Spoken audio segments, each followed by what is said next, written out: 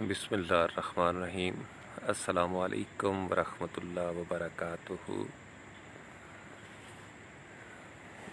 कैसे हैं आप लोग?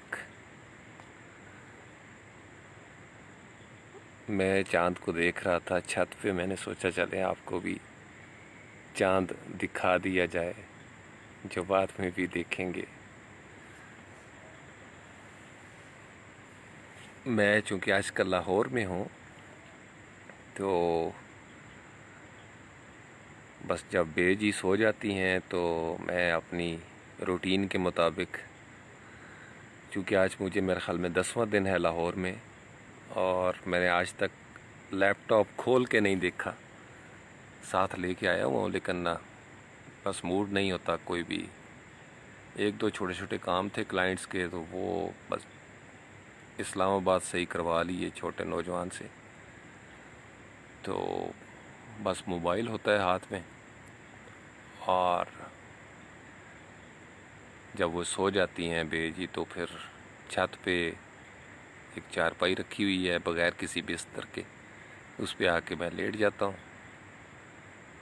आज चाँद अभी 3-4 रोज़ तक पूरा हो जाएगा। बड़ी रोशनी है आज यहाँ पे लाहौर में, और लोड शेडिंग बहुत है। कुछ 30 मरतबा आज तकरीबन बिजली गई है। शायद लोड भी ज़्यादा है, गर्मी है, तो मोस्टली लोग छत पे ही सोए हुए हैं।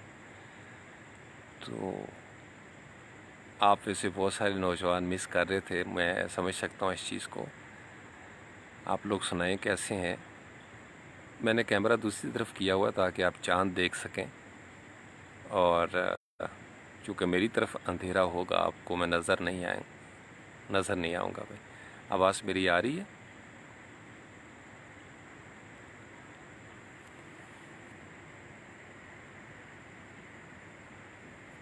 हाँ, आसमान बहुत साफ़ है, तारे भी हैं। ये देखें ना, ये नज़र आ रहे होंगे तारे भी आपको कुछ। मैं असल में सोच ही रहा था, क्योंकि सोचना बड़ा ज़रूरी है और सोच का सफ़र साथ साथ रहता है।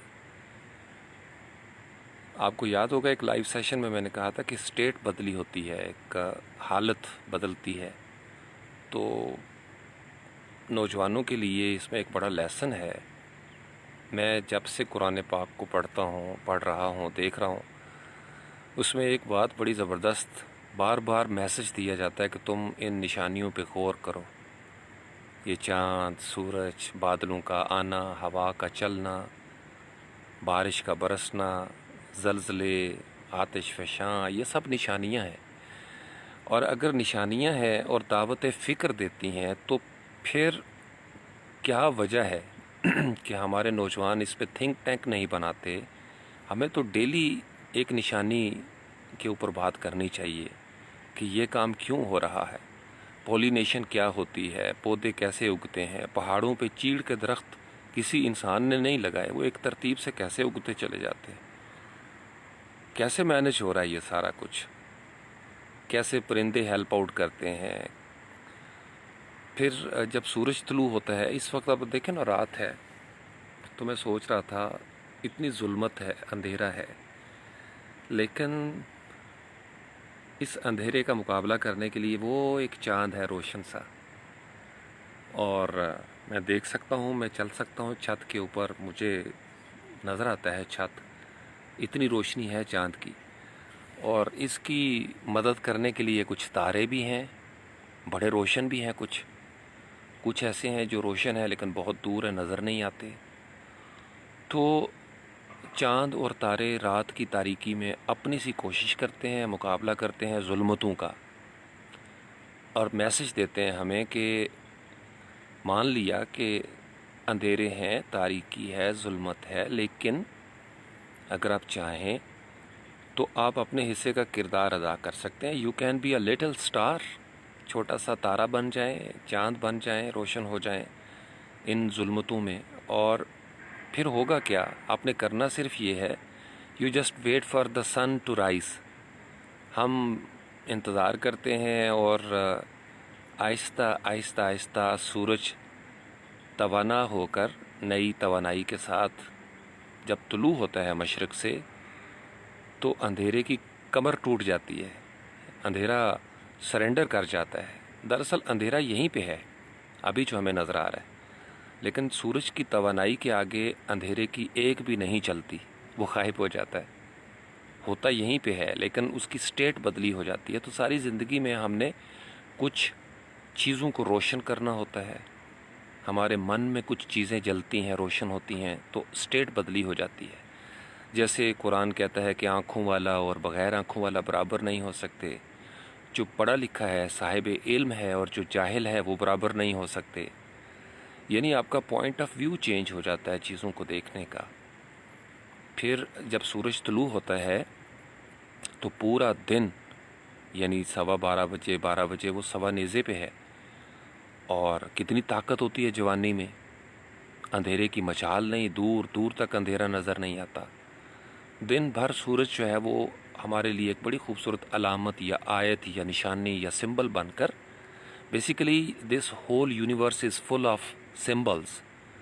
یہ جو ڈیوائن سسٹم آف سمبلز ہے، SOS سسٹم آف سمبلز، نظام علامات یا علامات کا نظام، یہ دعوت فکر دیتا ہے. It just invites us all so that we could think about it. چونکہ تھنکنگ کے ساتھ ہی لنکنگ ہوگی. اگر آپ سوچیں گے نہیں تو آگے سفر طے نہیں ہوگا. تو قرآن جو ہے وہ، میں زیادہ سے زیادہ اگر اس کے بارے میں کوئی مجھے کہے کہ آپ ایک جملہ بولیں کہ قرآن کیا کرتا ہے، تو میں بڑے شوق سے، ذوق کے ساتھ اور محبت کے ساتھ اور لاڈ کے ساتھ آئی ووڈ لو ٹو سے کہ قرآن آپ کے اندر ٹریگر کر دیتا ہے کسی چیز کو. ٹریگر، وہ آپ کی سوچ کو تحریک دیتا ہے اور حرکت شروع ہو جاتی ہے. اب وہی سورج عصر کے ٹائم جب پہنچتا ہے، والعصر ان الانسان لفی خسر، تو آپ کا ادھیڑ پن، آپ کی جوانی گزرتے گزرتے عصر کے مقام پہ پہنچ جاتی ہے. پھر there comes a time when sun has to set in the west, سورج کو غروب ہونا ہے. اچھا، وہ جو دن بھر توانا تھا اپنا کردار ادا کرتا رہا، اور پھر آخر کار نظام فطرت ہے کہ اندھیرے کو بھی آنا ہی آنا ہے. یہ اللہ کی گیم ہے، ڈیوائن سسٹم کے اندر یہ گیم ہے. یہ سافٹ ویئر اس طریقے سے چلتا ہے، اور فزیکل یونیورس جو ہے، کاسموس، اس کا سافٹ ویئر بھی اسی طریقے سے چل رہا ہے. اونچ نیچ آتی رہتی ہے، حق اور باطل کا جھگڑا چلتا رہتا ہے. ضد ہے دنیا کے اندر، اور اسی ضد کے ساتھ حسن بھی ہے، خوبصورتی بھی ہے. غم نہ ہو تو خوشی بے مزہ، دھوپ نہ ہو تو چھاؤں کی کسے پرواہ ہوگی، اور اگر اندھیرا ہی نہیں ہوگا تو ہم کیسے کہیں گے کہ یہ روشنی ہے. تو مصیبت آتی ہے، دکھ آتے ہیں انسان کی زندگی میں، پریشانیاں آتی ہیں، اونچ نیچ آتی ہے. کبھی یہی جسم بیمار ہو جاتا ہے، کبھی یہی تازہ دم ہوتا ہے، ہوا بھی اچھی لگتی ہے، ہر چیز اچھی لگتی ہے.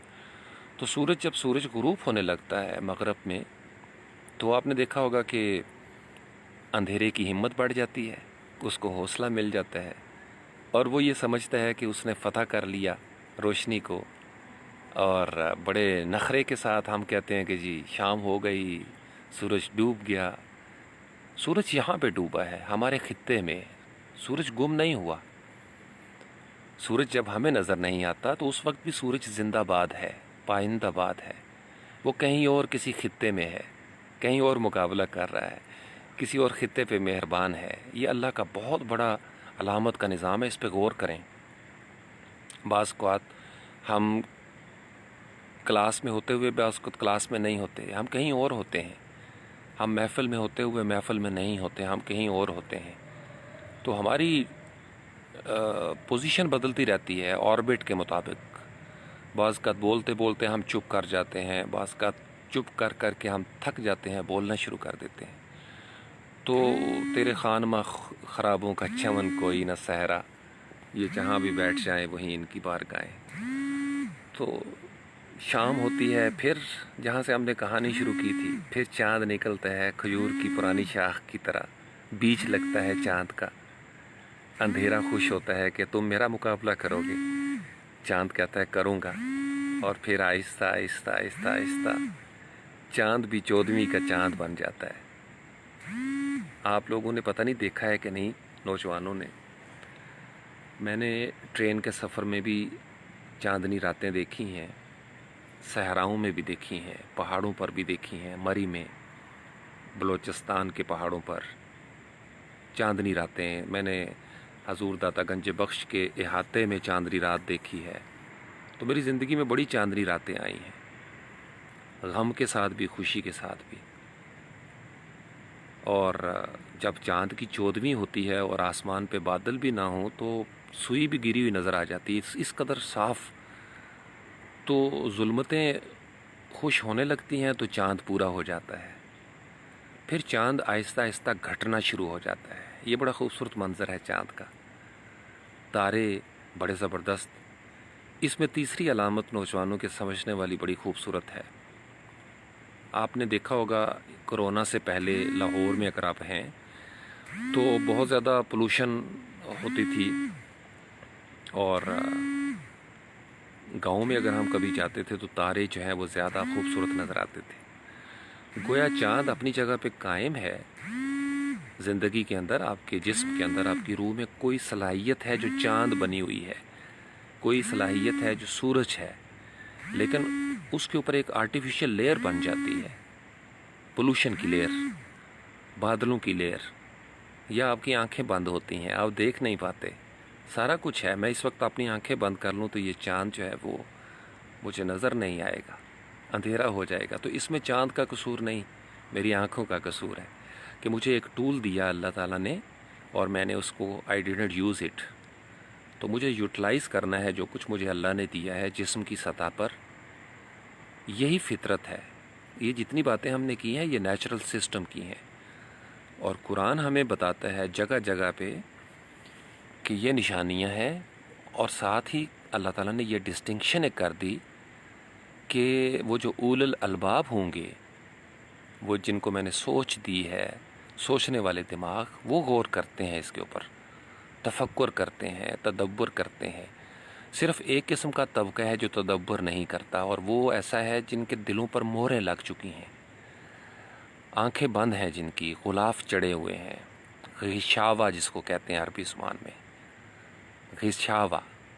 انسان کی آنکھوں پر جب پردہ چڑھ جاتا ہے تو اسے حقیقتیں نظر نہیں آتی، آنکھیں بند کر کے ہماری حقیقت بدل جاتی ہے، اگرچہ حقیقت نہیں بدلتی، لیکن جو وقتی طور پر ہماری آنکھوں کے اندر ہے حقیقت، وہ بدل جاتی ہے، اور ہمیں لگتا ہے کہ ہر طرف اندھیرا ہے۔ اس وقت آپ دیکھ رہے ہیں نا اسکرین پہ کامنٹس چل رہے ہیں، تو آنکھیں بند کر کے تھوڑی دیر دیکھیے گا، آپ کا موبائل ہی ایک حقیقت سے سراب بن جائے گا۔ You wouldn't be able to see your screen, یہ جو برائٹ اسکرین ہے یہ آپ کو نظر نہیں آئے گی، یہ دل اڑ رہے ہیں، مجھے نظر آ رہے ہیں۔ کیوں؟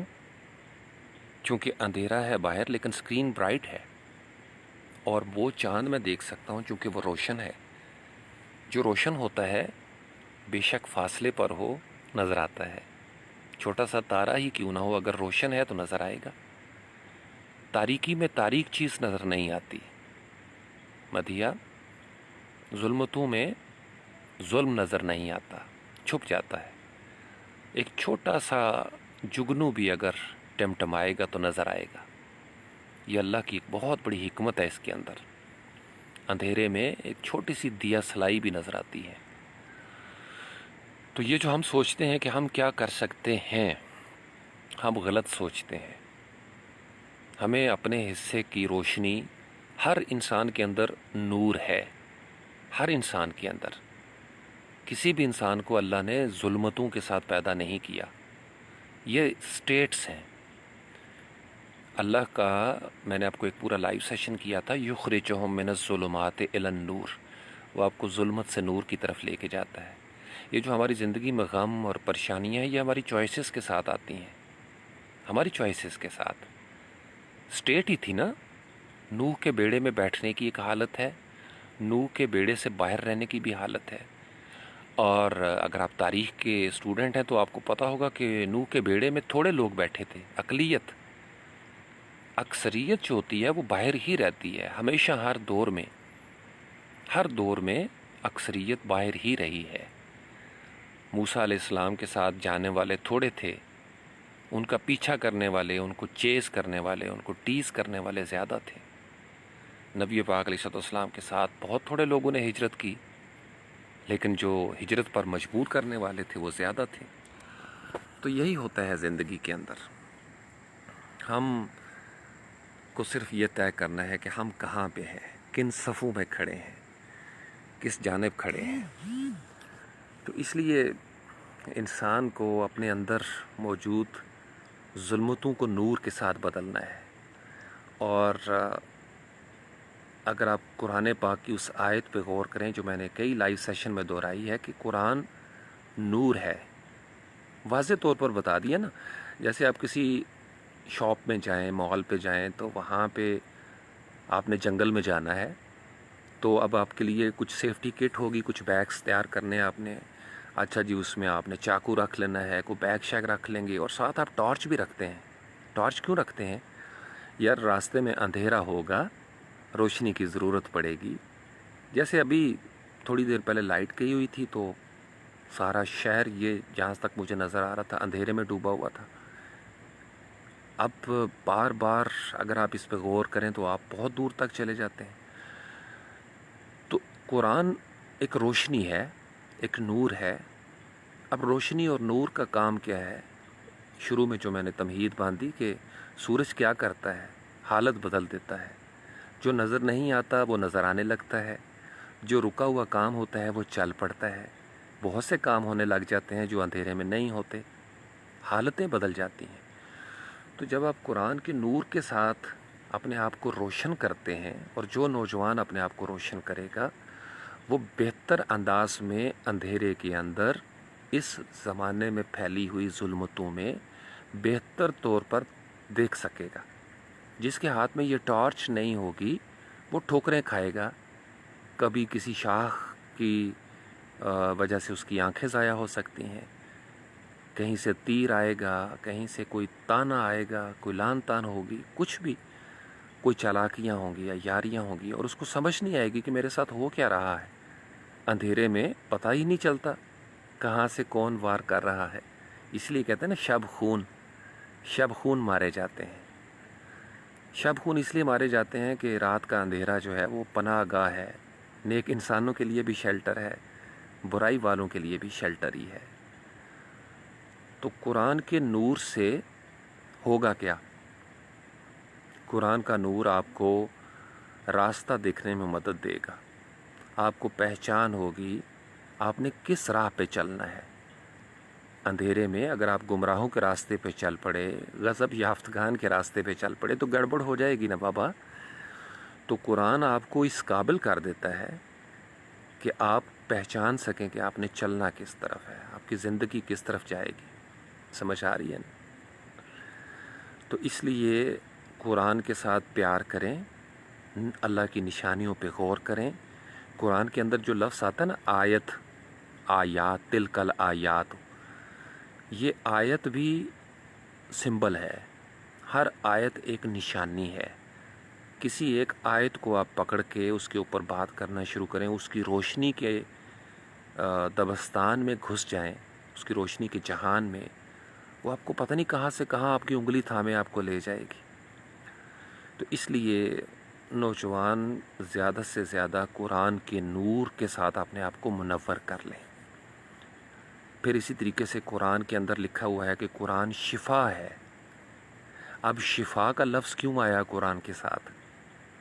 دیکھو نا, میرے سر میں درد ہے, وہ جسم کا درد ہے, تو مجھے جسم کے درد کے لیے کوئی جسم کی ریمیڈی کرنی پڑے گی.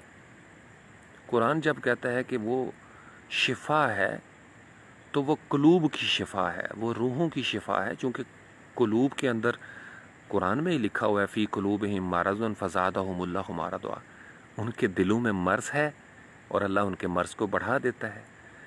اچھا, اب مرض دلوں میں ہے, دلوں کا مرض کیا ہے؟ یہ وہ والا نہیں ہے جس کو ڈاکٹر کہتے ہیں کہ جی ہارٹ اٹیک ہو گیا, ہارٹ کی ڈیزیز ہے, دنیا کی ریچ انڈسٹری ہے فارماسیوٹیکل اس حوالے سے. نہیں, اس میں وہ والو نہیں پڑتے. یہ وہ اسپرچول ہارٹ ہے, آپ کا روحانی دل, مرکز, آپ کا صدر, آپ کا سینٹرل پوائنٹ, آپ کا ہب جو ہے. تو قرآن شفا ہے.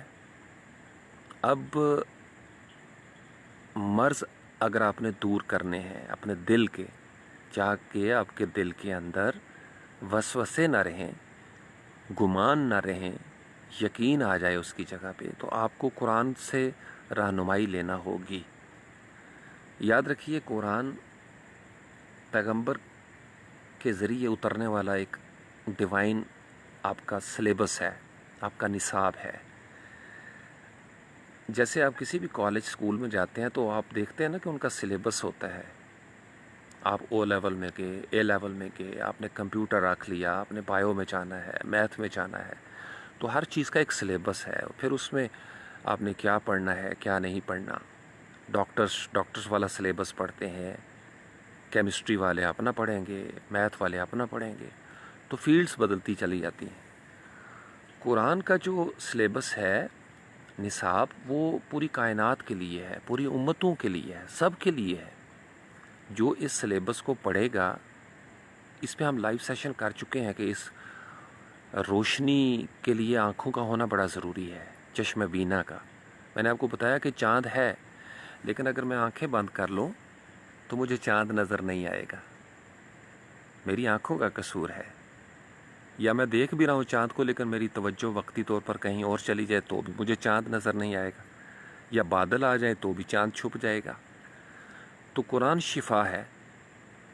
اب اس شفا کے ساتھ آپ اپنے آپ کو صحت مند کریں گے۔ اب ہم روحانی طور پر بہت سارے امراض کا شکار ہیں، نفسیاتی طور پر بہت سارے امراض کا شکار ہیں، اور ہم قرآن سے شفا نہیں مانگتے۔ قرآن کہہ رہا ہے چیخ چیخ کے، میں شفا ہوں۔ ہم اس سے ریسیپیز نہیں لیتے، ہم اس سے نسخے نہیں لیتے، ہم اس کے مطابق میڈیسن یوز نہیں کرتے، تو پرابلم کس کا ہے؟ ہمارا۔ قرآن کہتا ہے میں نور ہوں، ہم بھٹکتے ہیں، ٹھوکریں کھاتے ہیں در در کی، ہماری روح زخمی ہو جاتی ہے تجربات کر کر کے، ہم قرآن سے روشنی نہیں لیتے۔ پھر قرآن یہ کہتا ہے کہ میں ہدایت ہوں۔ تیسرے لفظ پہ چلے جائیں، قرآن کہتا ہے میں ہدایت ہوں۔ اب ہدایت کی کس کو ضرورت ہے؟ دو ہی لفظ ہے نا، ایک آپ کا ہدایت ہے، ایک ضلالت ہے، یہ گمراہی۔ پورا قرآن جو ہے وہ ہمیں بتاتا ہے چیپٹر وائز، ہدایت کیا ہے، گمراہی کیا ہے۔ گمراہی ایک ایسا راہی جو اپنی راہ سے گم ہو چکا ہو، گمراہ، جس سے یعنی جو گم راہ ہے وہ دراصل ہوگا کسی راہ پر ہی، لیکن جو راہ ہے مقصود اور مطلوب وہ گم ہو جاتی ہے۔ تو چل تو ہم رہے ہیں، سفر بھی کر رہے ہیں، لیکن کیا ہم کبھی سوچتے ہیں کہ ہم جن راستوں پر چل رہے ہیں اس پہ ہماری توانائیاں ضائع تو نہیں ہو رہی؟ یہ نہیں ہم سوچتے، ہم بس چلتے جاتے ہیں، چلتے جاتے ہیں۔ ہمارے گمان ہمیں کہتے ہیں کہ ہم ٹھیک چل رہے ہیں، ہمیں ٹھوکریں لگتی ہیں، نور نہیں لیتے، ہم بیمار رہتے ہیں، مرض میں پڑے رہتے ہیں، ہم اس سے شفا نہیں مانگتے۔ قرآن کہتا ہے میں ہدایت ہوں، اور ہدایت کے اوپر میں نے بات کی تھی کہ ہدایت ہے ہدی للمتقین، ہدایت ملتی ہے جو متقی ہوگا۔ نور، قرآن نور ہے، روشنی ہے، روشنی اسی کے کام آئے گی جو اپنی آنکھوں کو استعمال کرتا ہے، جسم کی آنکھوں کو بھی اور روح کی آنکھوں کو بھی۔ جہاں سے جو ٹول ختم ہو جائے گا یا آپ یوز نہیں کریں گے، نقصان ہوگا۔ جیسے کئی دفعہ ٹھوکر لگے نا بچوں کو، تو ماں باپ کہتے ہیں آنکھیں نہیں ہیں، اندھے ہو گئے ہو، دیکھ کے نہیں چل سکتے۔ سڑک کے اوپر کئی دفعہ سائیکل، موٹر سائیکل کا ٹکراؤ ہو جائے، یا گاڑی کا ریڑھی والا ٹکرا جائے، تو ہم کیا کہتے ہیں؟ او بھائی آنکھیں دی ہیں نا اللہ نے، دیکھ کے چلا کرو بھائی صاحب۔ موبائل پہ اگر دھیان ہو، کئی دفعہ آپ نے ویڈیوز دیکھی ہیں سوشل میڈیا پہ، تو انسان چلتے چلتے کھمبے کے ساتھ ٹکرا جاتا ہے، گر جاتا ہے۔ وجہ کیا ہے؟ کہ جو کام اس کو کرنا چاہیے تھا وہ نہیں کر رہا، اس کی توجہ کہیں اور ہے۔ تو قرآن کیا کیا ہو گیا؟ نور ہو گیا، شفا ہو گیا، اور ہدایت ہو گئی۔ آخری لفظ بڑا زبردست ہے قرآن کے لیے، جس میں مجھے بڑا شیلٹر ملتا ہے۔ میں اکثر اس لفظ کو سوچتا ہوں نا تو مجھے بڑے مزے آتے ہیں، آپ نوجوانوں کو بھی مزے آئیں گے۔ قرآن کہتا ہے میں شفا بھی ہوں، اور قرآن ساتھ ہی لفظ بھی لکھتا ہے رحمت کا۔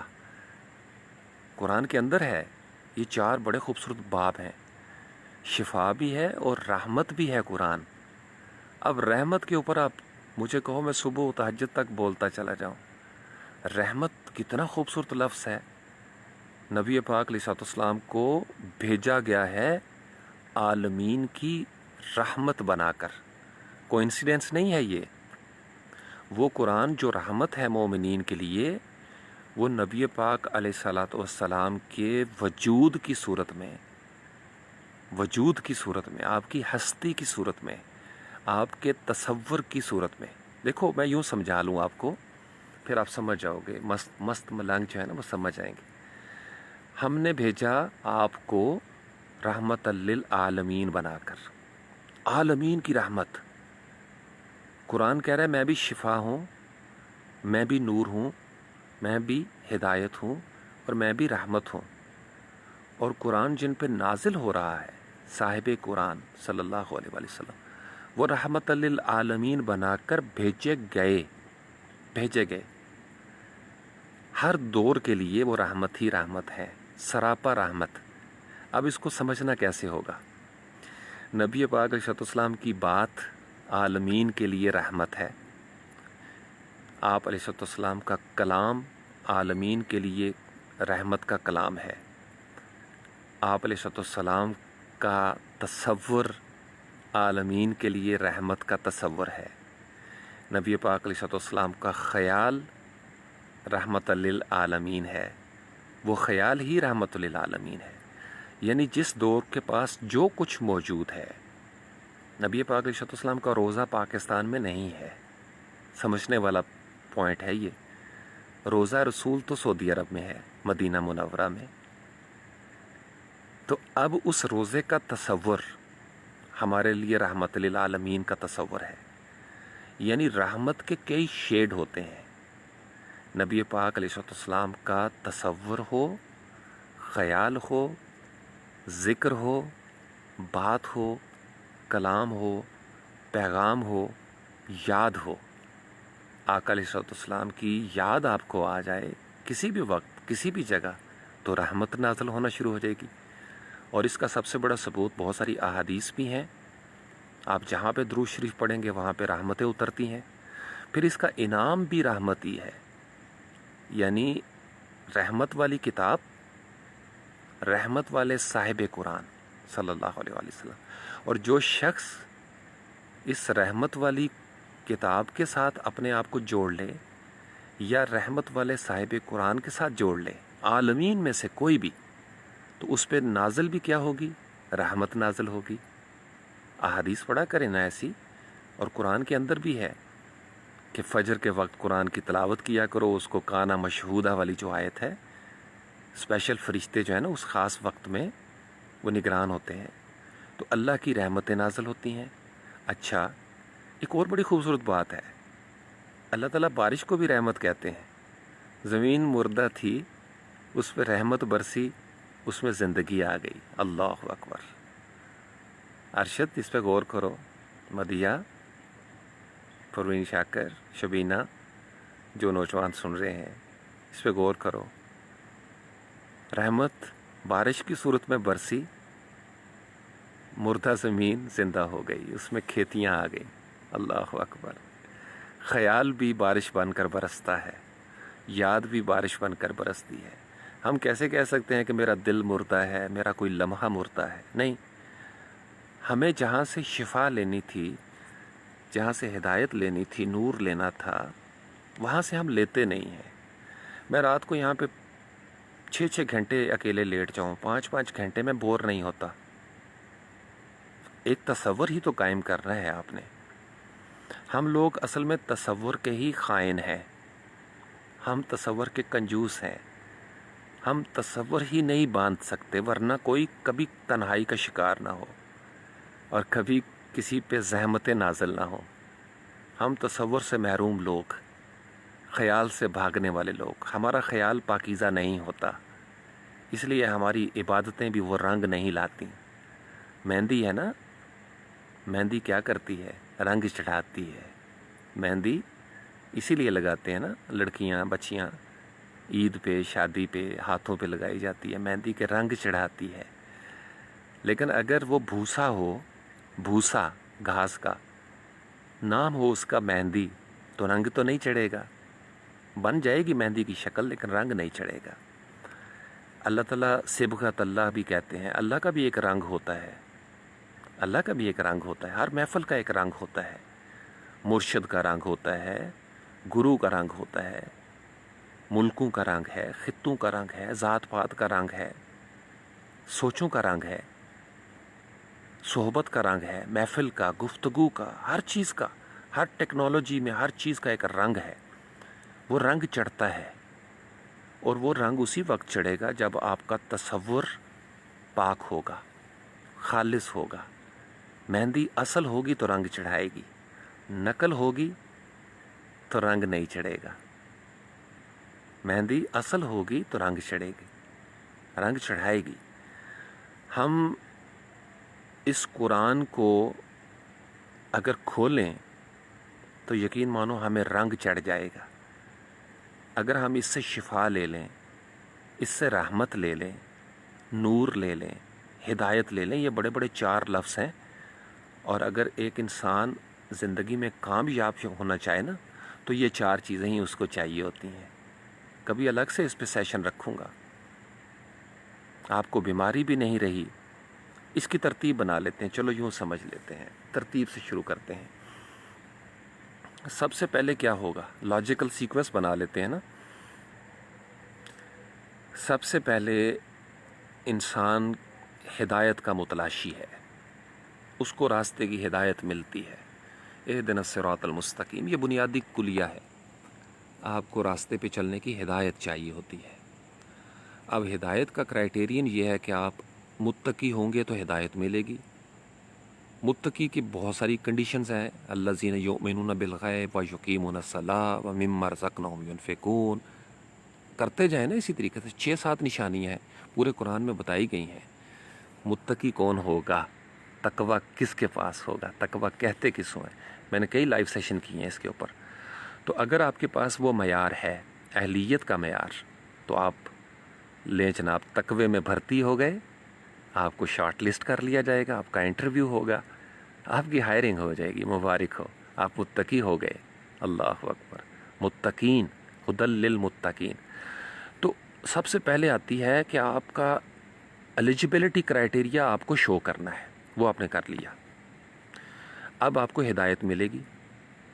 جب ہدایت مل گئی تو اس کا مطلب یہ ہے کہ اب آپ کے پاس جو مرض ہے وہ شفا دینا شروع کر دے گا آپ کو، چونکہ آپ کا ایک مرض تھا نا۔ اللہ تعالیٰ نے آپ کو ہدایت تو دے دی، لیکن جو مرض لگے ہوئے تھے اتنا طویل عرصہ اس صحبت میں رہ کے، بیماریاں تو جسم میں موجود تھیں، تو اب آپ نے اس بیماری کی ٹریٹمنٹ کے بعد آپ شفا یابی کے مراحل میں جاتے ہیں۔ جیسے انسان کہتا ہے نا کہ میں یار مجھے فلاں بیماری ہوگی، بخار ہو گیا یا کرونا ہو گیا، جی فلاں چیز ہو گئی، تو پہلے مرحلے پہ ڈائگنوس ہوتی ہے۔ ڈائگنوس ہونا ہدایت ہے کہ آپ کو اللہ نے ہدایت دی تو آپ علاج کے دوا دارو کے چکر میں پڑ گئے نا۔ ہدایت ہی نہ ملتی تو آپ کو پتہ ہی نہ چلتا کوئی بیماری ہے۔ تو پھر دوسرے مرحلے میں ہم کیا کرتے ہیں، فزیکل لائف سے مثال لیا کرو۔ میں نے آپ کو بتایا جو کچھ جسم میں ہو رہا ہے اسی کا پرتو ہے روح۔ نشانیوں پہ غور کریں، جسمانی نشانیوں پہ، یہ جو کاسموس ہے، آپ کو اپنے جسم کی سمجھ آ جائے گی، آپ کو اللہ کے ڈیوائن سسٹم کا سارا پیٹرن سمجھ میں آ جائے گا۔ وہ سمجھانا چاہتا ہے آپ کو، بابا اس نے چھپایا تو نہیں ہے۔ یہ 2 نمبریاں کرنے والوں نے، اور تینوں نہیں پتا کڑیے، تینوں نہیں پتا مڑیا، یہ بڑیاں ڈونگیاں گلاں نے۔ بھائی کوئی ڈونگی گل نہیں ہے، قرآن کہتا ہے میں کھول کھول کے بیان کر رہا ہوں، وَلَقَدْ يَسَّرْنَا الْقُرْآنَ لِلذِّكْرِ فَهَلْ مِن مُدَّكِرٍ، میں نے نصیحت کی باتوں کو آسان کر دیا ہے، کوئی ہے جو ان سے نصیحت پکڑے۔ Invitation for all. یہ جو کاروبار کرنے والے ہیں نا مداری، انہوں نے اس کے اوپر پیرے لگا لیے تاکہ ہمارے محتاج رہیں زمانے والے، ہم نسخے دیں ان کو۔ اللہ اکبر۔ تو پھر ہم کیا کریں گے، ہاں جانا پڑتا ہے، انعام یافتہ کے پاس جانا پڑتا ہے، یہ شرط ہے۔ انعام یافتہ کی صحبت کا ہی اثر ہوتا ہے تو انسان متقی ہوتا ہے۔ وہ جو متقی کی سٹیج ہے نا، وہ انعام یافتہ کی بدولت ہوتی ہے، ایسے نہیں آ جاتا بیٹھے بٹھائے۔ ٹچ کرنا پڑتا ہے اپنے آپ کو، ماحول میں آنا پڑتا ہے، سنگت اختیار کرنا پڑتی ہے، رگڑیں کھانا پڑتی ہیں مقناطیسیت کی، پھر جا کے مقناطیسیت آتی ہے۔ ٹھیک ہے، میں نے آپ کو بتایا نا، جو روشنی میں ہے وہ روشن ہے، اندھیرے میں اندھیرا ہے، ظلمت میں ظلمت ہے۔ ایک جگنو بھی ٹمٹمائے گا تو اندھیرے کو شکست دے گا۔ پانی میں پانی حل ہو جاتا ہے، تیل حل نہیں ہوتا، اس کی کیمسٹری نہیں ملتی۔ جب انعام یافتگان کے ساتھ آپ کی کیمسٹری مل جاتی ہے تو اللہ مسبب الاسباب ہے، آپ کو چاروں طرف سے ہدایت ملنا شروع ہو جاتی ہے، آپ کو سپورٹ کرنے لگ جاتے ہیں سب کچھ۔ آپ ایک ذرا سا اس راہ سے ہٹیں گے تو گمراہ کرنے والا میکنزم آپ کو گمراہ کرنے کے در پہ ہو جائے گا۔ تو دوائیاں لی ہیں آپ نے، اچھا جی مجھے آرام آ گیا، میں نے دوائی کھائی ہے، بیماری تو دور ہو گئی جی، اب بس ویکنس رہ گئی ہے، تو ڈاکٹر صاحب کہتے ہیں بس خوراک شراک کھائیں، انشاءاللہ بیماری آپ کی چلی گئی ہے، بس اب آپ نے ریکور کرنا ہے۔ تو آپ کو شفا چاہیے، ہدایت آپ کے پاس آ گئی، آپ کو شفا مل گئی۔ یہ جو ریکوری کی سٹیج ہے یہ بڑی غور طلب ہے، یہ رحمت کی سٹیج ہے۔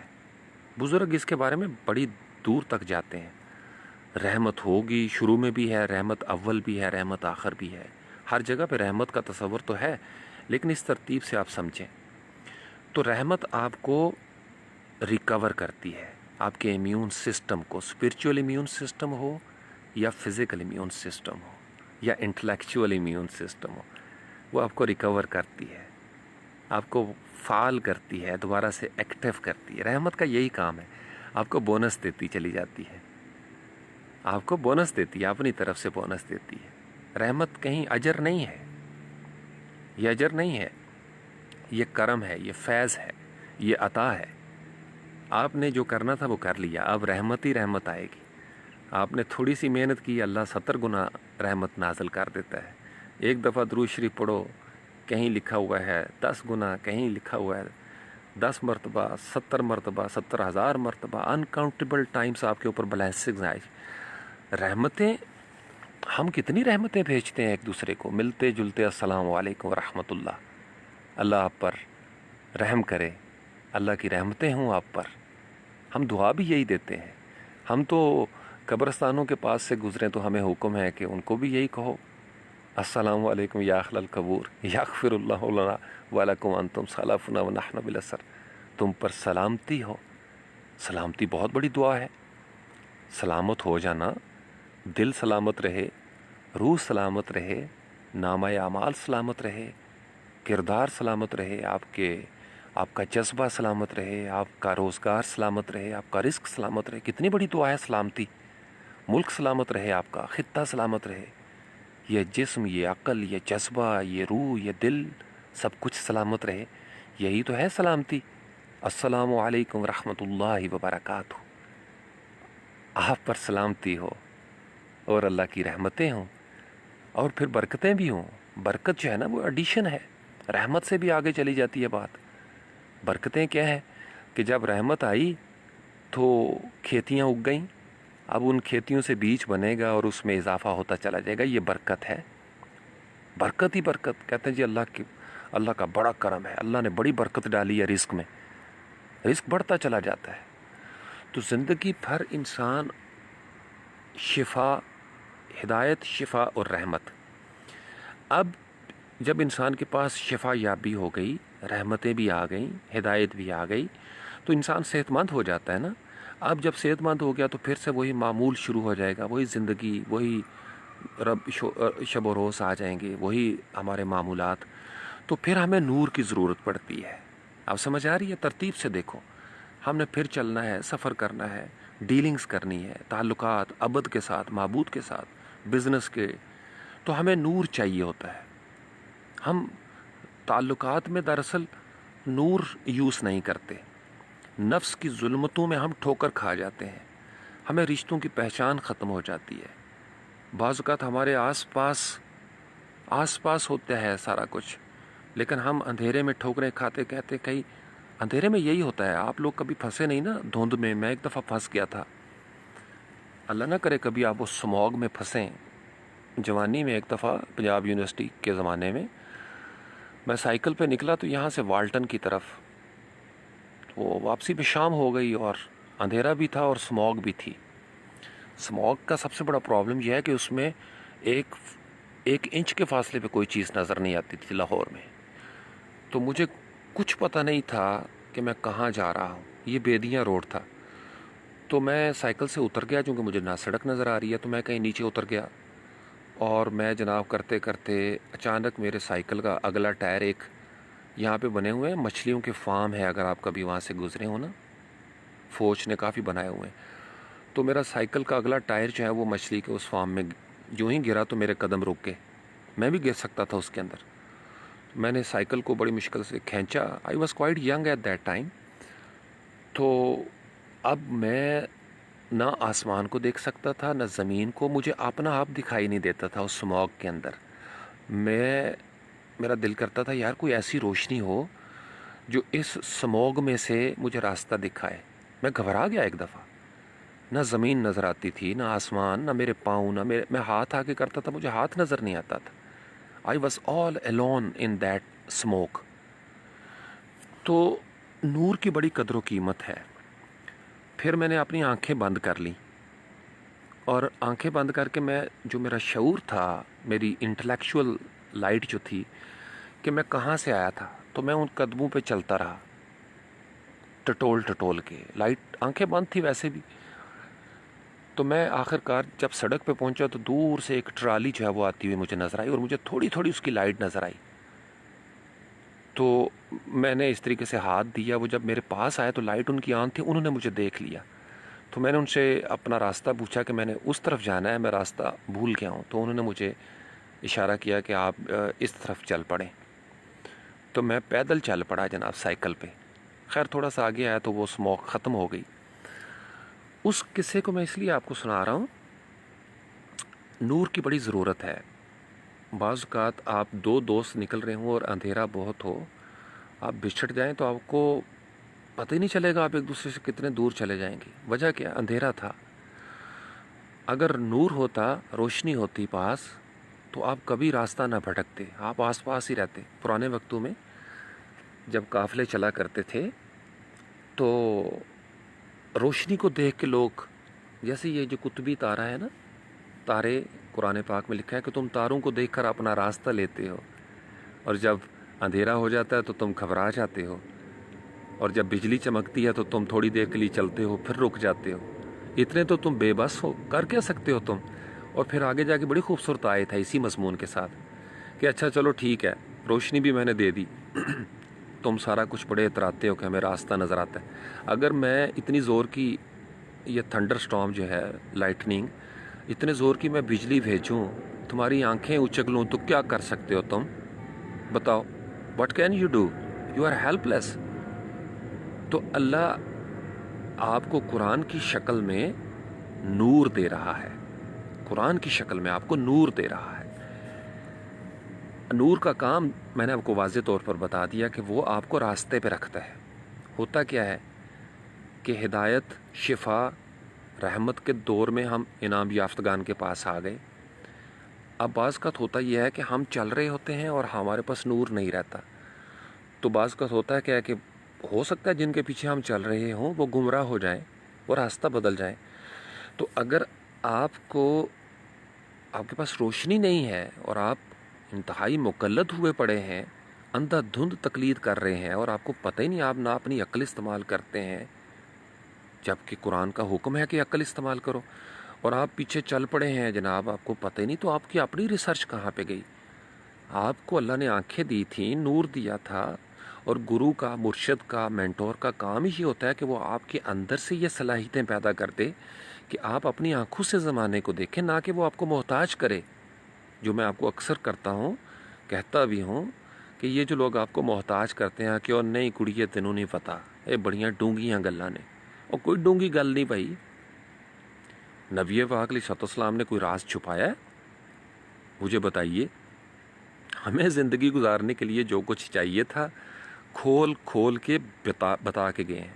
قرآن کی شکل میں بھی ہے, کھول کھول کے بتا دیا اللہ نے. ہماری کامیابی کے لیے جتنا ہمیں نالج چاہیے سب کھلا ہوا پڑا ہے. روشنی ہے, روشنی کا کام ہی ہے کہ آپ کو راستہ مل جاتا ہے. سمجھ آ رہی ہے نا؟ تو یہ سفر شروع ہوا تھا چاند سے. آپ نے صرف حالت بدلنی ہے. ذات کی ظلمتوں کو نور میں لانے کی دیر ہے. وہ کوئی کتاب جل جائے آپ کے کتاب روشن ہو جائے، کسی کی بات روشن ہو جائے، کسی کا کلمہ روشن ہو جائے، کسی کا خیال روشن ہو جائے. اگر آپ کو خیال بھی روشن مل گیا تو یقین مانیے خیالوں کی ظلمتیں بھی ختم ہو جاتی ہیں. واصف واصفہ اس لیے تو اکثر کہا کرتے تھے، ان کے پورے تھیسس کے اندر جتنا بھی انہوں نے تصانیف ہیں ان کی یا ان کی زندگی بھر میں جو گفتگو ہوئی، خیال پہ بڑا زور دیا. آپ ہمیشہ کہتے تھے کہ خیال پاک ہو جائے، خیال اگر سنور جائے، مہک جائے تو عبادت مہک جاتی ہے. ہمارے خیال مہکتے نہیں ہیں اور ہم رسمی کارروائی میں پڑے رہتے ہیں. یہی وجہ ہے کہ ہماری عبادتیں مسجدوں تک تو محدود ہیں، لیکن گلی محلے میں اس کے اثرات نہیں آتے. جتنے بزرگ گزرے ہیں ہمارے اسلاف، جنہوں نے محنتیں کی، ان سب نے یہی کہا کہ آپ ایک ایسے اسلام کے پیروکار ہیں جو آپ کی زندگیوں کو بدلنے کے لیے آیا تھا، معاملات کو بدلنے کے لیے آیا تھا. صرف مسجدوں کی رونق بڑھانے والا اسلام نہیں ہے. مسجد سے میدان جہاد تک، گلی سے کاروبار تک، گفتار سے کردار تک، خاموشی سے اظہار تک، یہی اسلام ہے جو کمپلیٹ سلیبس ہے آپ کے لیے. تو دین جب ٹکڑوں میں تقسیم ہو جاتا ہے تو خیال چھپ جاتا ہے، خیال پلوٹ ہو جاتا ہے. نیت جو ہے نا وہ خیال کے جہان میں رہتی ہے. اسی لیے کہا جاتا ہے کہ اعمال کا دار و مدار ہے ہی نیتوں کے اوپر.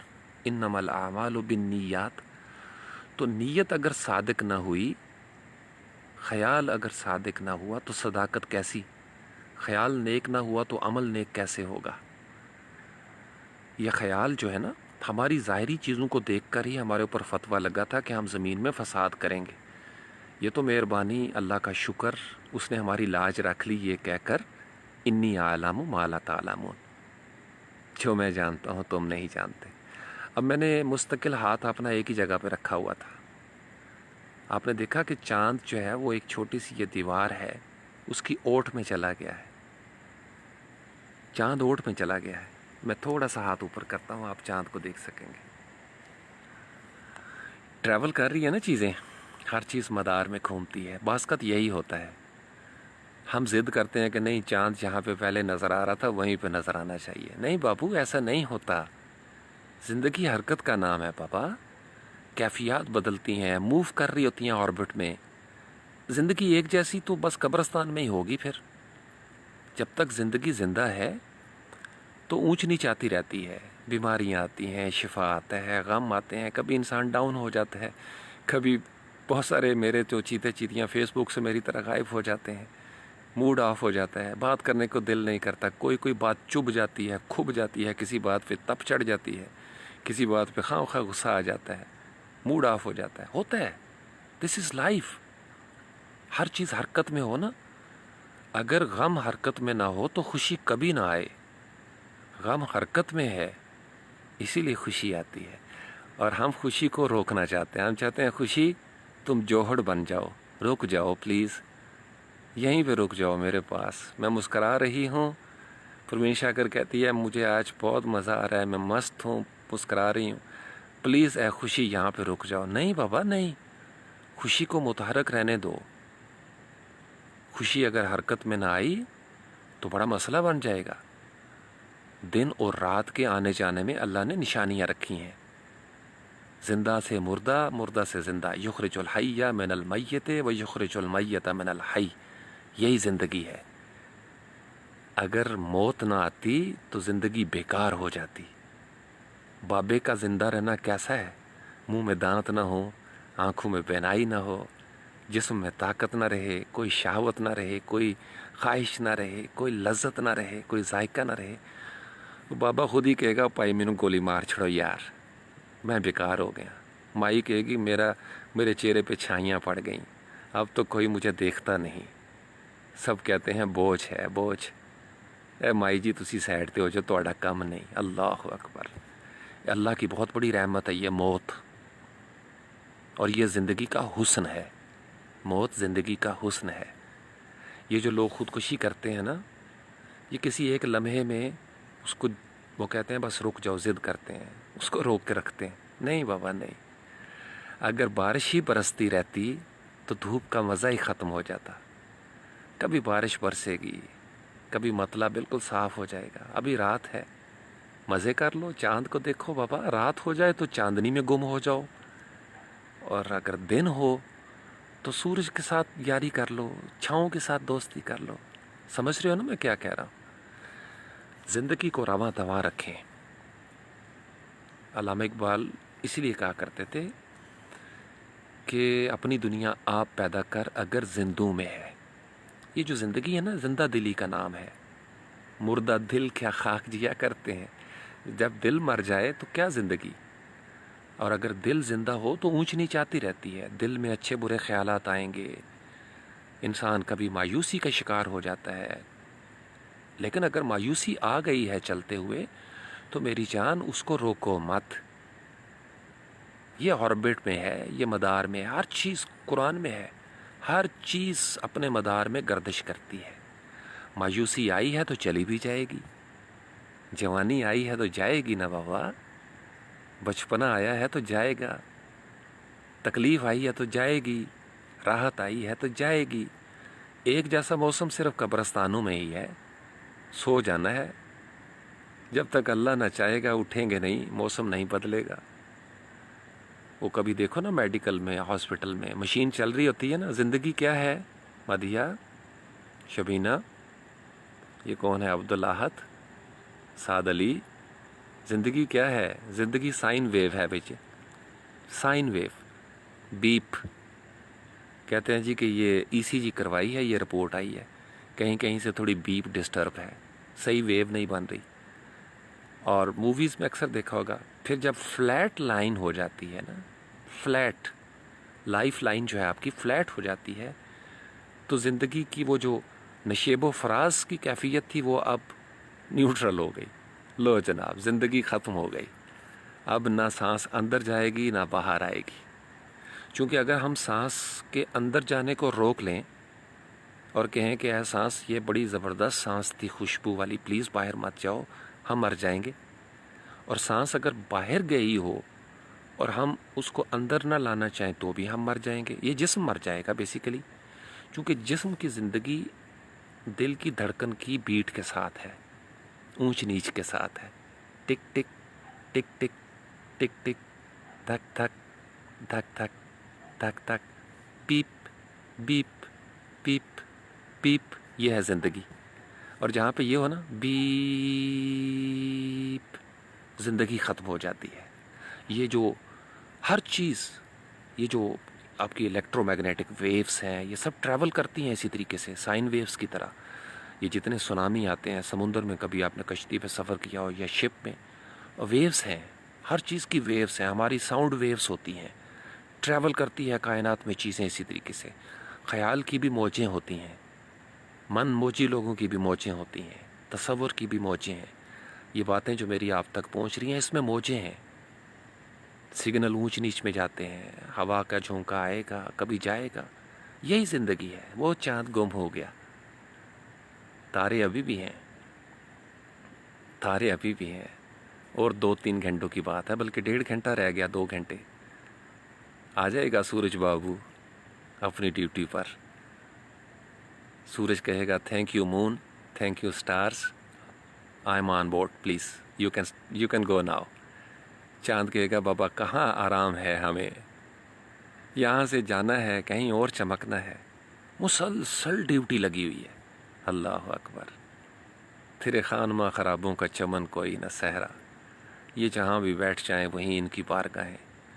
بعض اوقات ہمارے سامنے سے کچھ لوگ یکدم غائب ہو جاتے ہیں. کہیں اور چمک رہے ہوں گے نا بابا، کہیں اور ڈیوٹی ہوگی ان کی، کچھ اور کام کر رہے ہوں گے اس وقت، کہیں ہوں گے. فارغ کوئی بھی نہیں رہتا. فارغ صرف قبر میں رہنا ہے. جب تک زندگی ہے کوئی نہ کوئی کام کرنا ہے. اب وہ کام کیسے کرنا ہے اور کس معیار کا کرنا ہے، یہ سارا سیشن اسی کے اوپر تھا. شفا کہاں سے آئے گی، ہدایت کہاں سے آئے گی، رحمت کے سورس کیا کیا ہیں. سمجھ رہے ہو نا؟ یہ ریکوری آپ کو چاہیے. نبی پاک علیہ السلام، وما ارسلناک الا رحمت للعالمین. کاش ہم عالمین کی اس رحمت کو جو نان سٹاپ رحمت ہے، میں نے بڑا کھنگالا، ریسرچ کیا کہ مجھے کوئی ایسا نقطہ مل جاتا کہ وہ رحمت رک جاتی. نہیں، کوئی زمانے میں رحمت رک جاتی تو وہ زمانہ شکوہ کرے گا قیامت کے دن.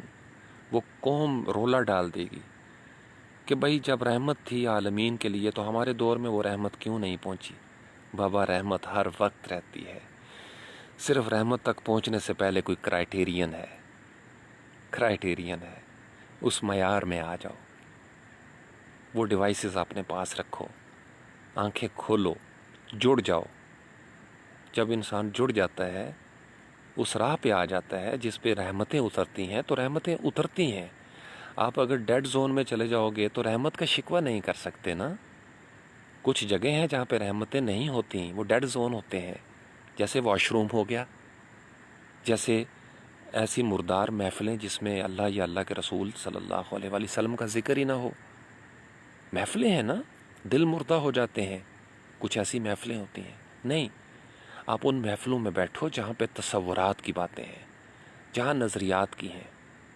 دیکھو مردار گوشت کیا ہوتا ہے. گاؤں میں کبھی دیکھا ہے گدوں کو؟ بھینس مار جائے نا، گائے یا کوئی گدھا یا کتا، تو اس میں آتے تھے گدھ، ولچرس، چیلیں، کوے، مردار کھانے والے مردار پہ ہی آتے ہیں. اگر تم مردار ہو گئے ہو تو گدوں کو دعوت دو گے، وہ آئیں گی. چونکہ مردار جو ہے وہ معاشرے میں تعفن پیدا کرتا ہے. اگر تم مہک رہے ہو تو شہد کی مکھیاں آئیں گی. شہد کی مکھیاں آج تک میں نے کبھی کسی مردار پہ بیٹھی ہوئی نہیں دیکھی. اللہ اکبر. سمجھ آ رہی میں کیا کہہ رہا ہوں؟ شہد کی مکھیاں مردار پہ نہیں بیٹھتی، گندی مکھیاں بیٹھ جاتی ہیں گند پہ. تم جیسے بنو گے نا تمہاری محفل ویسی ہوتی جائے گی. جس کو نوٹ کر لو اپنے پاس. اور تم جیسے ہو تمہیں ویسی محفل ملتی جائے گی. گندے ہو تو گندی مکھیاں آ جائیں گی. پھول بنو گے تو شہد کی مکھیاں آ جائیں گی. شہد کی مکھی بنو گے تو پھول ہی ڈھونڈو گے نا بابا. شہد کی مکھی کا کیا کام کوڑے کرکٹ کے ڈھیر پہ. اللہ اکبر. سمجھ آ رہی ہے؟ تو قرآن کے لیے بھی آپ کو ایک خاص معیار چاہیے، تقوی والا. قرآن کہتا ہے کہ شہد کی مکھی بن کے آؤ، اپنے حصے کا رس لے لو اور جاؤ اپنی زندگی میں واپس شہد بناؤ، نور لے کے جاؤ، دوسروں کو راستہ دکھاؤ. راہبر بن جاؤ نا بابا، مخبر بن جاؤ، ہادی بن جاؤ، معلم بن جاؤ، تزکیہ نفس کرنے والے بن جاؤ. تم اگر پیوریفائی ہو گئے ہو تو دوسروں کو بتاؤ. میں دیکھ رہا تھا فیس بک پہ ایک چھوٹی سی بیماری آئی ہے، یہ کووڈ-19 بیماری. ایک آ گیا نا، خبر آ گئی، پیجز بن گئے ہیں، گروپس بن گئے ہیں جناب. کووڈ-19 کے جو ریکورڈ واریئرس ہیں وہ گروپ مجھے بھی ایڈ کیا ہوا لوگوں نے. میں بڑا ہنستا ہوں، کتنی فکر ہے لوگوں کو کہ جی مجھے یہ علامات ہوئیں، ان سمٹمز پہ اور سمبلز پہ غور کر رہے ہیں. یہ علامت ہے، ہاں مجھے کچھ ہو گیا ہے یار، مجھے بھی تھا، میں نے یہ دوائیاں لیں، میں نے یہ پریکاشنز کی. اچھا، جس کو علامات ہے نا وہ وہی پریکاشنز لے رہا ہے. ڈر ہے، فیئر ہے. ہمیں اللہ کا ڈر نہیں ہے اس طریقے سے. ہم صرف کہتے ہیں. علامات تو ظاہر ہو گئی نا. امت زوال کا شکار ہے، اور کتنی علامات چاہیے بھائی؟ دیکھو تو صحیح کہاں چاہ پڑے ہیں ہم. اور کیا دیکھنا ہے بھائی؟ گروپ بناؤ نا، فورمز بناؤ، بلاؤ سب کو باری باری، علامات بتائیں اپنی اپنی. میں تو دیکھ رہا ہوں ساری علامات، رات کو نیند نہیں آتی مجھے. اب بیمار ہوئے پڑے ہیں بھائی، فرقوں میں بٹ گئے، ہوا اکھڑی ہوئی ہے، نہ معیشت اپنی، نہ کاروبار رہا اپنا، نہ قوت رہی، نہ اختیار رہا. اور کیا چاہیے؟ کووڈ-19 سے زیادہ ڈر ہے بھائی ہمیں. اس پہ ہم ڈر گئے ہیں. وہ یار یہ کرو، یار یہ کرو، یار دعا کرو میں اس بیماری سے باہر نکل آؤں. اتنا ڈر ہے ہمیں. اور یہ جو زوال ہے امت کا، اس کا کوئی ڈر نہیں ہے. تو کس سے ملے گی شفا، نور، رحمت، ہدایت؟ اللہ اکبر. مجھے پتا میں سے بہت ساروں کو رونا آ جانا میری اس بات پہ. سمجھ آ رہی میں کیا کہہ رہا ہوں؟ اللہم صلی علی محمد وآلہ وإطراتہ بعدد کل معلوم لک. شہد کی مکھی بنو گے تو میری جان اللہ تعالیٰ آپ کے اندر سسٹم ایسا جگا دے گا، آپ کو پتہ چل جائے گا پھول کہاں پہ ہیں. پھر ایک شہد کی مکھی ڈانس کرے گی، رقص کرے گی، دوسروں کو بتائے گی۔ یہاں بڑا مست پوائنٹ دے رہا ہوں آپ کو، پروین شاکر غور سے سنو۔ لوگ کہیں گے شہد کی مکھیاں رقص کرتی ہیں، گھنگرو باندھتی ہیں۔ شہد کی مکھیوں کا وہ کمیونیکیشن کا سٹائل ہے۔ لوگوں کا کیا ہے؟ لوگوں کو کیا پتہ شہد کی مکھیاں آپس میں کیسے باتیں کرتی ہیں؟ لوگوں کا کام ہے شہد کے ساتھ۔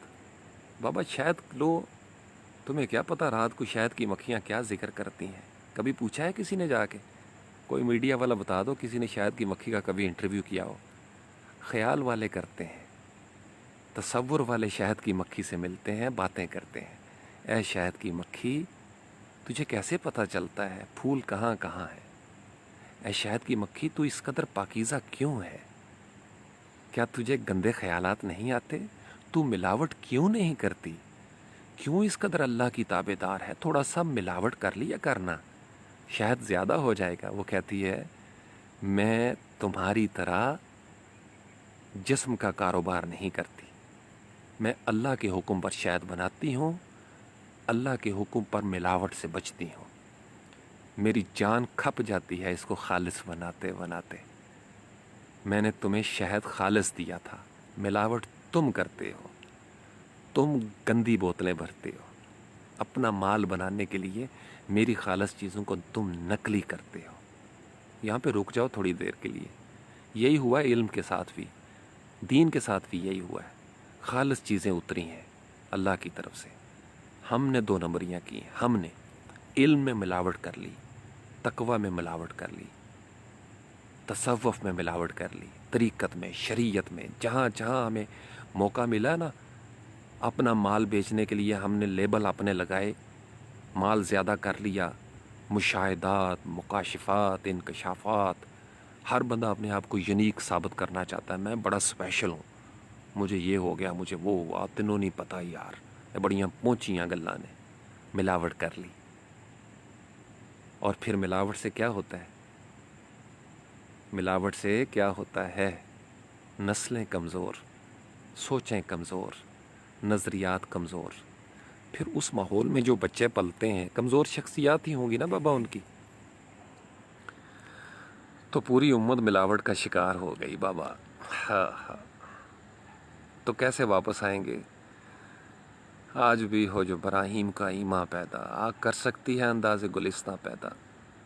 لے آؤ نا واپس، قرآن میں تو کوئی ملاوٹ نہیں نا، خالص ہے، خالص شہد۔ ہاں، خود اگر اس تک نہ پہنچے اور تمہارے پاس جو پمفلٹ پہنچا ہوا ہے، قرآنی پمفلٹ، وہ ملاوٹ شدہ ہے بھائی۔ 10 میں سے 9 ملاوٹ شدہ ہے۔ میں نے بڑا ملاوٹ شدہ مال کھایا ہے، میں بتا رہا ہوں۔ قرآن کو خود کھولو بھائی، چھتے خود اتارو، دھواں لگاؤ، شہد کی مکھیاں کچھ نہیں کہیں گی، خود رہنمائی کریں گی۔ آ جاؤ آ جاؤ آ جاؤ۔ شہد کی مکھی رات کو کیا کرتی ہے چھتے پہ بیٹھ کر؟ کسی کو کیا خبر؟ جاتے ہیں شہد اتارتے ہیں، لے آتے ہیں۔ بھائی کبھی شکریہ تو ادا کر دو یار، اس اللہ کا شکر ادا کرو جس نے شہد کی مکھی کو یہ کہا، ورنہ تم کیا کرتے؟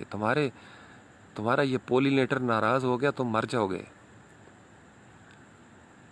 قرآن میں اترنے کے لیے خاص قسم کا وضو چاہیے، شہد کی مکھی بننا پڑے گا۔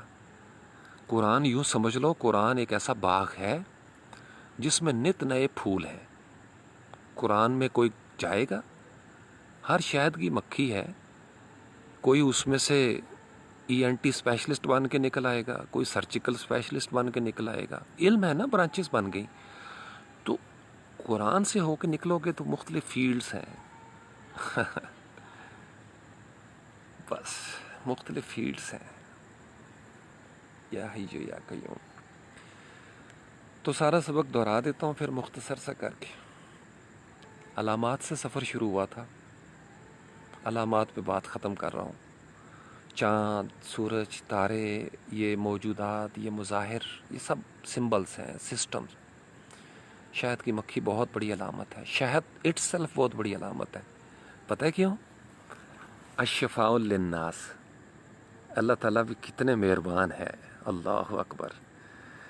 یہ نہیں کہا کہ الشفاء للمومنین، الشفاء للناس. کچھ باتیں للناس کے ساتھ کہی گئیں اور کچھ باتیں مومنین کے ساتھ. قرآن کی جو شفا ہے نا وہ مومنین کے لیے ہے. غور کرنا، شہد کی جو شفا ہے وہ للناس کے لیے ہے. اللہ اکبر. چونکہ قرآن کا کرائٹیرین بڑا سخت ہے. قرآن سے کچھ لینے کے لیے آپ کو کرائٹیرین میٹ کرنا پڑے گا. انعام یافتہ یہی کرتے ہیں، آپ کو وضو کرنا سکھاتے ہیں، آپ کو تقوی کی راہ پہ چلنا سکھاتے ہیں، آپ کو بتاتے ہیں شہد اکٹھا کیسے کرنا ہے. ساری سینئر شہد کی مکھیاں جو ہے نا وہ چھوٹی چھوٹی شہد کی مکھیوں کو چھتے سے اس وقت نکالتی ہیں جب سارا کچھ سکھا لیتی ہیں. چھوٹے بچے ہوتے ہیں نا جو چڑیا کے چوزے چھوٹے چھوٹے یا مرغی کے بڑے شوخے ہوتے ہیں، بڑا دل کرتا ہے ان کا فوراً ہم باہر جائیں. ان کی اماں ان کو سمجھاتی ہے کہ چیلیں ہیں باہر، ہوش کے ناخن لو. بڑے شوخے ہوتے ہیں اور جب کبھی چیل حملہ آور ہوتی ہے نا بھاگتے ہوئے آتے ہیں، اماں اماں اماں اماں اماں پار بچھاتی ہے، پھر اس کے نیچے آ جاتے ہیں. جب تک چیل سے ڈر نہیں لگتا نا مانتے نہیں اماں کی بات. شہد کی مکھیاں بھی اس طرح سمجھاتی ہیں اپنے لارواس کو، اے لارواس، اے ہمارا فیوچر تیار ہو جاؤ، ہم بوڑھی ہو رہی ہیں، اب بچوں تم نے ہی شہد سنبھالنا ہے، تم نے اکٹھا کرنا ہے شہد. یار شہد کی مکھی بڑی زبردست ہے قسم. آئی لو اٹ، آئی لو ہنی بیز. شہد کی مکھیاں بن جاؤ، پاکیزہ پھولوں پر بیٹھو، پاکیزہ صحبتیں تمہیں مل جائیں گی. اگر تمہارا اٹھنا بیٹھنا گندی مکھی والا ہو گیا نا تمہیں خوراک بھی ویسی ملتی رہے گی. گند کی مکھی گند پہ جائے گی، شہد کی مکھی صفائی پہ جائے گی، خوشبو پہ جائے گی. خوشبو سوراخ دیتی ہے شہد کی مکھی کو، بدبو سوراخ دے گی گندی مکھی کو. تم دیکھو تو صحیح تمہارا ماحول کیا ہے، تمہاری سنگتیں کیسی ہیں، تمہاری صحبتیں کیسی ہیں، تم جاتے کہاں ہو، تمہارے پاس آتا کون ہے، آ کون رہا ہے تمہارے پاس. اگر تمہارے آس پاس گندی مکھیاں اکٹھی ہو جائیں تو بابا فکر کرو نا، فکر کرو نا کیا ہو گیا ہے تمہیں. اپنے آپ کو تھوڑا سا سنبھالو، پاک صاف رکھو نا بابا ہر چیز کو، پھر سارا کام ٹھیک ہو جائے گا. چھوٹا سا کورونا آیا، ہر 20 سیکنڈ ہاتھ دھو، مل مل کے دھو، ماسک بھی لگا لو، فاصلہ بھی کر لو. ہائے ہائے یا حیو یا قیوم. کیوں کرتے ہیں ہم ایسا؟ وجہ پتہ کیا تھی؟ کووڈ کا ڈر اس لیے زیادہ بیٹھ گیا، اس میں میڈیا بھی انوالو ہو گیا، خوف بھی آ گیا، ڈر بھی آ گیا، بزنس بھی اس میں انوالو ہو گیا، ریاستیں بھی انوالو ہو گئیں. اب جو نہیں مانے گا اس کے لیے پولیس اور رینجرز بھی آ گئے. کاش کبھی ایسا معاشرہ بنے، سماج بنے کہ ہمارا میڈیا اللہ کے نظام کے لیے اسی طریقے سے دن رات ہر 5 منٹ کے بعد یہ خبر دے رہا ہو، بریکنگ نیوز آ رہی ہو، ایک اور مومن ہو گیا، ایک اور شہد کی مکھی آ گئی، ایک اور شخص قرآن کی ٹارچ لے کر باہر نکل پڑا ہے. آئیے ہم ان کا انٹرویو کرتے ہیں، اس محلے میں جاتے ہیں اور جہاں جہاں پہ لوگ قرآن سے بے بہرا ہوں وہاں پہ لاک ڈاؤن کر دیا جائے. یہاں ظلمتیں بہت ہیں، خبردار اس محلے سے باہر کوئی نہیں جائے گا. اللہ اکبر. اس احاطے کو بالکل لاک ڈاؤن کر دو. یار یہ جو ظلمتوں والے ان کو روکو، یہ نور والوں کے پاس نہ جائیں، ان کو متاثر کر دیں گے، کنٹیجیس ہو جائیں گے. نہیں کرتے ہم فکر یار اس کی، نہیں کرتے نا. موت کی فکر زیادہ ہے، زندگی کی فکر کم ہے. یہ جملہ لکھ لو مدیہ، ہم موت کی زیادہ فکر کرتے ہیں، زندگی کی فکر کم ہے، اس لیے ہم فکروں میں پڑے رہتے ہیں. موت کا ڈر، حالانکہ موت کا ڈر اللہ نے اس لیے رکھا تھا زندگی حسین ہو جائے. کہ یعنی آپ کو سمجھ لو نا کہ جیسے ڈاکٹر آپ کو بتا دے کہ آپ 1 سال زندہ رہو گے تو آپ سارا کام کتنا پنکچوئل ہو کے کرو گے. یار زندگی بہت تھوڑی ہے، سارا کام کرنا ہے. اللہ نے اس لیے اسکیجول بتایا نہیں، اپنے پاس رکھا کہ 1 لمحہ ہے زندگی کی ضمانت. یہ میرا کتنا لائیو سیشن ہو گیا ہے؟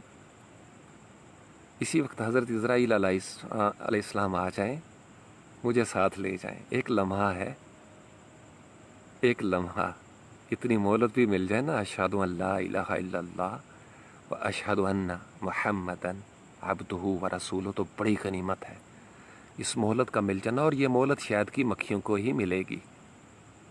یہ مہلت کن کو ملے گی؟ شہد کی مکھیوں کو، جو شہد بناتی ہیں، جو شہد کا کاروبار کرتی ہیں، خالص کاروبار، جہاں لفظوں میں ملاوٹ ہو، خیال میں ملاوٹ ہو، وہ شہد کی مکھیاں نہیں ہوتی، وہ کوئی اور ہی پارٹیاں ہوتی ہیں۔ شہد کی مکھی کبھی ملاوٹ نہیں کرتی۔ جہاں ملاوٹ ہوتی ہے، تحریف ہوتی ہے، وہ شہد کی مکھیاں نہیں ہوتی۔ ان سے خبردار رہا کرو بابا، ان سے خبردار رہا کرو۔ وہ اللہ سے نہیں ملائیں گے، وہ تمہیں اپنے نفس سے ملائیں گے، اپنا الو سیدھا کریں گے، اپنے نذرانے لیں گے، کاروبار کریں گے، کبھی ووٹ لے لیں گے، کبھی کیا لے لیں گے، تمہیں چھوڑ دیں گے ایسے ہی۔ اللہ ایسا نہیں کرتا۔ اللہ کے پاس ہر چیز خالص ہے، ہر چیز خالص ہے اللہ کے پاس۔ یہ علامات ہے، یہ جو میں آپ کو بار بار لفظ بول رہا ہوں، یہ سور بہت بڑی علامت ہے، ہم مسلمانوں کے لیے تو بہت بڑی علامت ہے۔ سور کا گوشت اس سے بھی بڑی علامت ہے، لحم الخنزیر، یہ ساری علامات ہیں۔ اللہ تعالیٰ کہتے ہیں کل سیروا فی الارض، دیکھو، فانظروا، نظر دوڑاؤ، دیکھو میں نے جھوٹوں کے ساتھ کیا کیا، دیکھو کچھ علاقے کتنے خوبصورت ہیں، یہاں سے آپ جاؤ نا اسلام آباد سے، او مری پہنچ جاؤ، جی کا گلی، گھوڑا گلی، تھوڑا موسم بہتر ہوگا، اور اوپر جاؤ اور بہتر ہوگا، اور اوپر جاؤ اور بہتر ہوگا، پتریاٹا بھی اور بہتر ہے، وہ نیلم ویلی میں چلے جاؤ اور اوپر چلے جاؤ، کیا خوبصورت موسم ہوتا جائے گا۔ اسی طریقے سے زندگی ہے، جو آپ کی لیئرز بدلتی ہیں، آپ کو مزے آنے لگتے ہیں، پھر آپ واپس نہیں آتے۔ کس کا دل کرتا ہے بھائی؟ گرمیوں میں تو بالکل دل نہیں کرتا نیچے اترنے کا۔ جب زمانے میں قحط الرجال ہو تو خاموشی کو دل کرتا ہے۔ کس کا دل کرتا ہے وہ آئے بولے؟ جب انسان محسوس کرے پھر انسان خاموشی میں مزے لیتا ہے، اسے ٹھنڈک محسوس ہوتی ہے، لیکن وہ بھی جز وقتی، آخر اترنا ہی پڑتا ہے۔ یہی سنت ہے۔ غار حرا میں مستقل رہنا سنت نہیں ہے، کبھی کبھی جانا سنت ہے۔ آبادیوں میں رہنا سنت ہے، کبھی کبھی غار حرا، کبھی آبادیاں، یہی سنت ہے ہمارے لیے۔ موسیٰ علیہ السلام بھی پہاڑوں پہ جاتے تھے، ہمیشہ وہاں نہیں رہتے، بس لوح ملتی تھی واپس آ جاتے تھے۔ یہی دین ہے۔ قرآن میں جاؤ، غوطہ-زن ہو جاؤ، اس میں سے اپنے حصے کا شہد بناؤ، رس لو، واپس آؤ اپنی زندگیوں میں، اور اپنے دائرہ کار میں روشنی پھیلا دو۔ وہاں سے روشنی لے کے آؤ۔ ابراہیم علیہ السلام نے کہا اپنے اہل و عیال کو، تم یہاں رکو، میں لے کے آتا ہوں روشنی، ہو سکتا ہے ہمیں کوئی کارواں مل جائے، بندوبست ہو جائے۔ اللہ اکبر۔ موسیٰ علیہ السلام کا بھی اسی طرح کا ملتا جلتا واقعہ ہے۔ تو جاؤ نا بابا، روشنی لے کے آؤ نا، اپنے خاندان میں روشن چشم و چراغ بن جاؤ، اور خاندان کو روشن کر لو یار، زیادہ نہ کرو، اپنے بال بچوں کو روشن کر لو، اپنے علاقے کو، اپنے خطے کو، ملک و قوم کو، اپنی دنیا کو، اپنی کائنات کو، جس کا جتنا بڑا درجہ ہے، جس کا جتنا بڑا امپیکٹ ہے۔ پھر جوڑوں گا، سورج بہت طاقتور ہے، ساری کائنات کو روشن کرتا ہے۔ پھر چاند ہے رات کی ظلمتوں کا شہزادہ، ہاں، اس کی ڈیوٹی رات کو لگی ہے، وہ کیا کرے؟ اس کی ڈیوٹی رات کو لگی ہے۔ تاروں سے بھی اللہ کام لے رہا ہے، جگنوؤں سے بھی لے رہا ہے۔ تتلیاں اللہ نے بنائی نا، دیکھو کیسی خوبصورت، کیا ہے فنکشن ان کا، پولینیٹر ہیں یہ، اور ان کا بننا دیکھو، کبھی اس کی سٹیجز پہ غور کرنا، بٹرفلائی بنتی کیسی ہے، different stages of making a butterfly, لکھو کبھی گوگل پہ، کتنی